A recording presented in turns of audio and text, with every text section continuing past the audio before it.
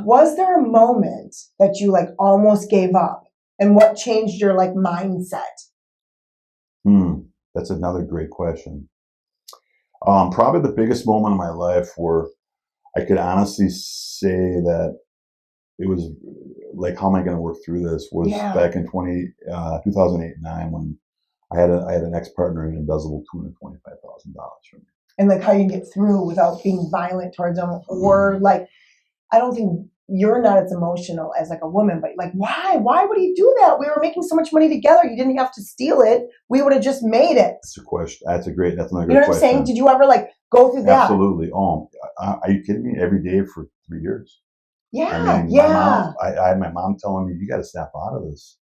I had my wife telling me we need to move on. And I understood that. No, but you get stuck in it. You get stuck in it. As you're trying to rebuild it. As you're trying to rebuild it. Because I haven't told this story, but I had some realtors that I worked with who were on my team that like turned against me when we could have just made the money together, girls. It wasn't that serious. Nothing's that serious. No, it's not. And why did they turn against you? I don't know why.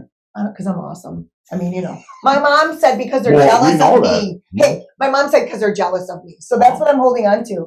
But like, why did your guy steal money when you could have just made it together? Easy answer now. I didn't know at the time, but he was hemorrhaging money through other businesses at the time.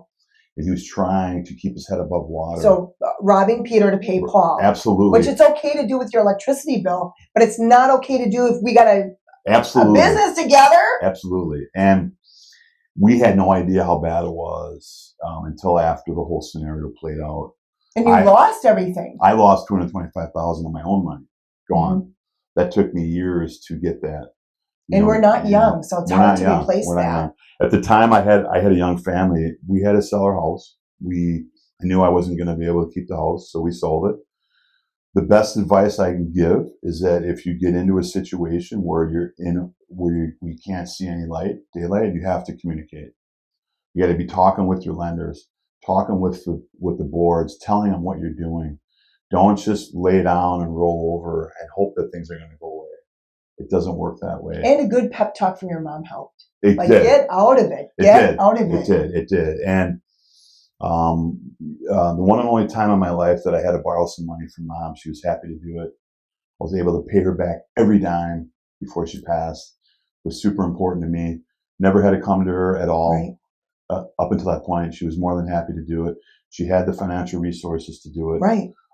So that really, that helped. But on the flip side, we have a choice. Are we going to move through life and just be angry all the time, or are we going to move past it? Oh, and then faith, right? And faith. And then that's the stuff your mom would bring up to you too. Like, well, have faith. I mean, why did you have all this faith for so long, but then in that hole, you couldn't find it? And it's funny, when you find it, you're better than ever. The setback is the greatest comeback. I like that. And, that's a really good analogy. The setback is the greatest comeback, but you make the choice of whether you're going to come back.